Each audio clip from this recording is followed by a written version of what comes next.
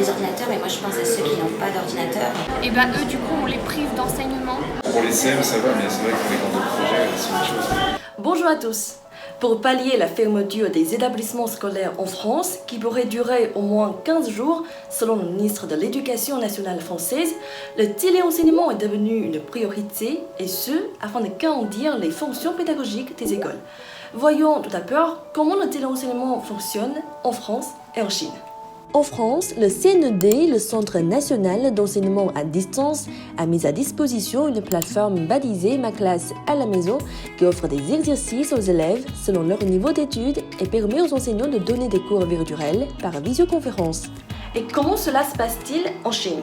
En raison du report de la rentrée scolaire, le ministère chinois de l'Éducation a lancé une plateforme nationale de ressources pédagogiques qui couvre les cours allant du primaire au lycée. Les élèves peuvent aussi contacter leurs enseignants via des logiciels de téléconférence tels que TikTok, Lac et Tencent Meeting, développés respectivement par les géants technologiques chinois Alibaba, ByteDance et Tencent. Le téléenseignement diffère toutefois par divers aspects des cours en classe. Quelques difficultés ont été prises du doigt, voyons lesquelles en écoutant les points de vue d'élèves français sur les cours à distance. Moi, perso, je suis en PFE, donc les cours à distance, ça ne pourra pas se faire de toute façon.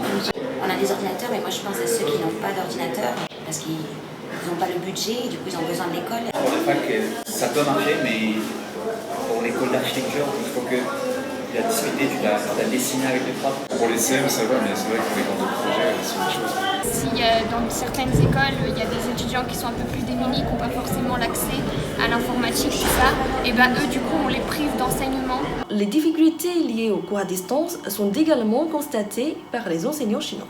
首当其冲就是无法保证学生的参与度，很多学生家里面的设备没办法保证，家里的学习时间也没办法保证。第二个呢，就是我们的教学目标定得比较低，所以说一旦开学之后，我们的工作就会变得比较繁重起来，因为要把学生之前没有达到的教学目标再给他补回去。我们唯一担心的就是效果，因为如果是面对面上课的话，我们很容易就能看得出学生的那种状态啊。现在的话，可能就是从交流层面和这种反馈层面稍微差一点吧。Limite des audits, mauvaise connexion Internet, autonomie insuffisante des élèves, interaction non garantie.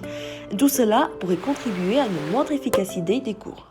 Pour pallier l'absence de smartphones ou d'ordinateurs, la télévision d'éducation de Chine diffuse des ressources vidéo pédagogiques à l'échelle nationale qui couvrent toutes les zones rurales du pays. Mais pour les élèves qui ne disposent même pas de télé chez eux, des solutions restent encore à trouver. Le téléenseignement n'est pas une solution miracle. Malgré ces inconvénients, dans cette période spéciale de lutte contre l'épidémie, il pourrait cependant s'avérer la solution la plus pratique pour garantir la continuité des études de la majorité des élèves. Pour tous ceux qui travaillent chez eux, c'est le moment critique où il faut apprendre à étudier de façon autonome.